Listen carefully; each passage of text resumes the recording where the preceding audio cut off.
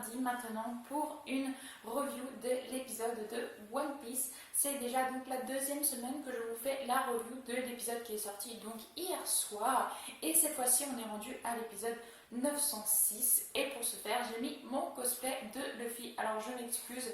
Contrairement à Boruto et Naruto où j'ai énormément de cosplay parce que je baigne dedans depuis jeune et depuis que j'ai commencé le cosplay. One Piece c'est pas le cas, je me suis mis très récemment, ça doit faire 2 ans à peu près que je m'y suis vraiment mise à fond.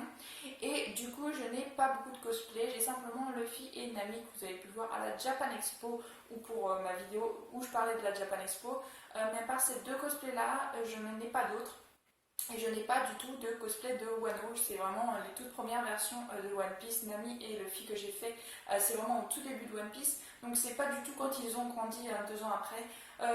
J'ai un cosplay qui est prévu, mais je pense que l'anime, le passage où le personnage porte cette tenue dans l'anime sera fait avant que je fasse le cosplay. Enfin bref, c'est pour ça que je tiens à m'excuser. Contrairement donc à Boruto, je n'ai pas de cosplay digne de ce nom pour l'arc actuel de One Piece, mais je tenterai de faire un cosplay pour les prochaines arcs qui avanceront, où ce sera vraiment le cosplay de l'arc en question. Donc voilà, donc ça c'est un petit peu fictif, hein, c'est vraiment juste pour vous, pour que ça vous donne envie de regarder la vidéo. Si j'ai le cosplay de l'arc dans lequel ils sont, c'est toujours mieux. Mais il y a tellement de tenues, tellement de costumes dans One Piece comparé à Naruto, là encore. Du coup voilà, je n'ai pas le costume de cet arc. Mais au moins j'ai le costume de Luffy, donc c'est le tout premier costume hein, quand il vient de commencer à être un pirate. Mais c'est pas grave, on va faire avec, alors c'est parti. L'épisode s'intitule Duel, le magicien et le chirurgien de la mort. Donc bien sûr, le magicien est considéré comme Oki Hawkins et le chirurgien de la mort, c'est bien évidemment l'eau. Donc comme à chaque fois dans les épisodes de One Piece, comparé à Boruto, comparé à Naruto, on a toujours un récapitulatif de l'épisode ou des épisodes précédents. Et ça personnellement, je trouve ça juste génial parce que d'une semaine à une autre, on peut avoir oublié certaines choses. Et le fait qu'ils le redisent en quelques minutes, moi personnellement je trouve ça vraiment bien. Après j'ai suivi toute la série de One Piece avec sans arrêt les épisodes qui redisaient ce qui s'était passé au précédent, et vu que je l'avais vu 2 secondes avant, enfin 20 minutes avant, vu que je les regardais pratiquement tous à la suite, voilà, c'était un petit peu énervant. Mais maintenant que c'est toutes les semaines que je regarde un épisode de One Piece, et ben, je trouve ça vraiment très intéressant de pouvoir reparler en quelques minutes de l'épisode précédent. Ça permet de se remettre dans l'histoire et c'est franchement sympathique. Et donc on s'était arrêté avec Luffy qui avait donné un grand coup à Holden pour pouvoir venger Tama qui s'était fait donc arracher sa joue avec une pince pour obtenir des Kibidengo, donc le fruit du démon que Tama a mangé pour pouvoir faire en sorte que les animaux lui obéissent. Et donc Luffy l'a vengé en donnant un seul, mais un gros coup de poing à Holden, et il avait fait donc tomber Tama pour pas qu'elle se prenne le coup qu'il allait lancer, et du coup il l'a rattrapé bien sûr juste après avant qu'elle ne tombe par terre. À ce moment-là, c'est Tama qui avait cru voir le fantôme de Ace en Luffy, en la technique qu'il a utilisée, parce que Luffy a utilisé une de ses propres techniques, seulement il a utilisé du feu. Or Luffy n'a pas mangé le pyrofruit, donc c'est un peu chelou. D'ailleurs comme Sanji aussi il utilise le feu avec sa jambe noire. On ne sait pas d'où ça vient, on ne sait pas d'où ce feu vient, peut-être que ça fait comme si c'était un effet de vitesse et du coup ça fait du feu. Mais bref, ça c'est vraiment quelque chose que je trouve un petit peu tiré par les cheveux. Mais là pour le coup, avec Tama, le fait qu'elle repense à Ace, du fait de voir Luffy utiliser cette technique, je trouvais ça vraiment très classe, vraiment très joli de la part de Tama, et aussi bien de repenser à Ace parce que ça fait plaisir toujours quand on reparle de Ace. Donc franchement un très beau passage en tout cas pour ce début d'épisode. Ensuite il assène quelques assaillants avec ses coups de poing, ses coups de pied, et il a toujours Tama sur son dos. Et ensuite il croise donc une jument qui est Speed. Donc Speed est comme Holden, elle est au même grade, elle est un commandant de Jack ou de Kaido, enfin bref, c'est l'un des commandants du pays de Wa. Et du coup, il le trouve, et c'est Luffy qui demande à Tama d'utiliser un Kibidango pour que Speed puisse les conduire là où ils veulent. Et vu que Speed, dans son nom, s'est dit qu'elle va très vite, et c'est une femme jument, et du coup, qui lui Tama n'est pas sûre que ça fonctionne parce qu'elle n'a jamais essayé de faire ça sur un mi-humain, mi-animal. Mais ça a très bien marché, seulement Speed n'obéit que à Tama et non pas à Luffy, alors que c'est Luffy qui donne les ordres. Donc bref, Speed part grâce au Kibidango de Tama pour pouvoir rejoindre Zoro, Okiku et le camion de marchandises. Suite à ça, pendant qu'ils sont sur le dos de Speed, il y a Tama bien sûr qui repense donc à Ace et à Luffy et qui lui dit à voix toute basse que donc Luffy ressemblait énormément à Ace pendant cette fameuse technique qu'il a faite pour la venger. Mais Luffy n'a pas entendu ce qu'elle a dit, elle n'a pas souhaité le redire de vive voix. C'était plutôt une pensée de sa part, mais elle était vraiment très contente, très fière et elle est vraiment très attachée à Aniki, donc à Luffy. Et moi personnellement j'adore leur relation. J'aime énormément la relation Tama et Luffy. Ça fait vraiment grand frère protecteur. Je sais pas tellement si Luffy considère Tama comme une petite sœur, mais en tout cas pour Tama, Luffy est vraiment un grand frère et elle l'adore mais énormément quoi. C'est vraiment une très belle relation, en tout cas pour ma part. Ensuite, on a un petit focus sur le combat qu'on avait laissé à l'épisode prochain, à l'épisode dernier, qui était donc Law qui avait un espèce de casque sur la tête pour pas qu'on le reconnaisse, et aussi Hawkins.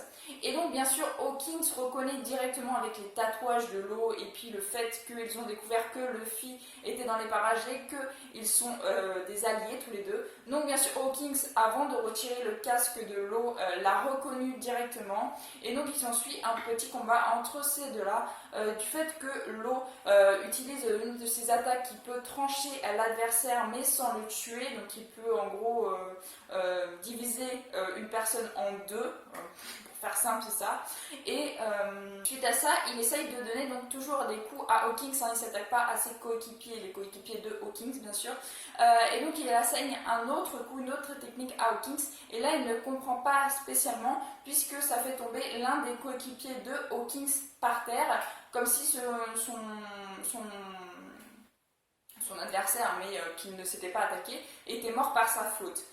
Et comme je le rappelle, Hawkins, sa technique lui permet d'avoir autant de vie qu'il a de compagnons. Et en gros, c'est des espèces de poupées vautoux qui lui sortent de lui-même et qui tombent et qui font qu'il a autant de vie qu'il a de compagnons.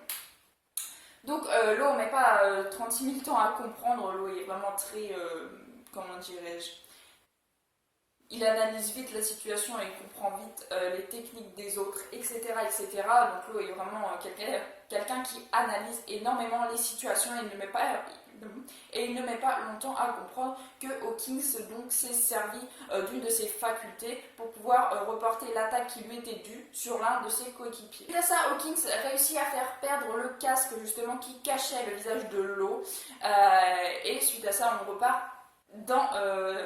repart du côté de Luffy. Luffy qui a toujours qui est toujours avec Tama et Speed et qui rejoignent cette fois-ci Zoro, donc sur le camion de marchandises avec toute la nourriture. Luffy tente de manger mais sans mâcher, il a failli s'étouffer mais ça c'est du Luffy tout craché, très drôle. Et ensuite Tama qui est vraiment très éblouie par tant de nourriture, elle qui a failli y rester en mangeant l'eau de la source d'à côté de chez elle qui était empoisonnée, et donc vraiment elle est très éblouie par toute la nourriture qu'elle peut voir justement sur cette cargaison. À ça, Luffy se jette avec son Gomu Gomu no au devant de la ville et on ne sait pas trop où il va, ou en tout cas on ne le sait pas pour cet épisode-là. Et suite à ça, bien sûr, on retourne du côté de Law qui cette fois-ci a découpé les assaillants, donc les coéquipiers de Hawkins qui étaient en train de vouloir l'attaquer, donc il les découpe. Pareil que tout à l'heure, il les met en pièces mais sans les tuer, il les découpe en deux, en gros il y a leur torse et leur tête, et à côté il y a leurs jambes. Mais ils ne sont pas morts, bien sûr, c'est la technique de Law qui permet de faire ça. Mais il apprend direct après, grâce à l'escargophone de Hawkins, que Luffy s'est fait démasquer, ce qu'il ne fallait surtout pas faire en en battant Holden. Et donc du coup Law est vraiment très très en colère. Suite à ça, il y a Zoro qui arrive avec justement la cargaison de nourriture et bien sûr Tama et Okiku qui sont à bord. Et on a donc Law qui intervient, bien sûr, puisque leur couverture est grillée, il n'a plus rien à faire avec Hawkins, puisque tout le monde est au courant, Jack va être au courant et Kaido également. Donc Law monte sur sur la cargaison de nourriture et va s'en prendre à Zoro pour lui demander pourquoi est-ce qu'ils se sont fait voir alors qu'il fallait qu'il la joue discrète jusqu'au jour prompt de l'affront. Donc voilà, et l'épisode se termine comme ça, et comme à chaque fin d'épisode de One Piece, je suis dégoûtée parce qu'on n'a pas la suite. Et oui, ça fait que 2 fois que j'attends les épisodes, mais en les suivant, ça faisait vraiment plus d'1 an que je suivais les épisodes, parce que j'en avais 900 à rattraper quand même. Je suivais donc les épisodes tous les jours, un petit peu, 3-4 par jour, et puis là, maintenant je suis obligée d'attendre toutes les semaines pour avoir un épisode de One Piece. Et à chaque fois qu'on finit un épisode, je trouve que c'est beaucoup trop court et j'ai tellement envie d'avoir la suite. Et donc la semaine prochaine, pour en revenir aux épisodes, ce sera un épisode HS, mais pas vraiment. En fait, c'est un épisode qui a été écrit aussi par Oda, mais qui n'est pas du tout dans le Pays de Roi. C'est vraiment des écrits d'Oda qu'il a fait quand il était encore étudiant à l'école. Et j'ai vraiment hâte de voir ce que ça donne, parce que c'était sa première année d'école, de ce que j'ai pu lire sur Wikipédia. Je ne vais pas vous cacher la source de mes infos, et donc vraiment j'ai hâte de voir, parce que les dessins ont l'air vraiment différents en fait. Bien sûr c'est de l'animation, donc c'est pas les tout premiers dessins d'Oda malheureusement, mais je crois, si je dis pas de bêtises, que c'est aussi sorti en manga, et d'ailleurs c'était un roman. À vérifier. Mais en tout cas, j'ai vraiment hâte quand même d'être à la semaine prochaine, malgré que ce n'est pas la suite de ces épisodes-là. On attendra encore un peu. Je pense d'ailleurs que ce genre d'épisode de la semaine prochaine durera bien 2 épisodes. Je ne pense pas qu'il n'y aura qu'un seul épisode. Après avoir, je n'en sais rien du tout. Donc voilà, en tout cas j'espère que cette vidéo vous aura plu. Si ça vous a plu, n'hésitez pas à liker, à commenter, à partager et à vous abonner, ça ferait vraiment très plaisir. Je vous souhaite une excellente fin de journée, portez-vous bien et moi je vous dis à la prochaine. Ciao ciao. Oh mais non, mais non.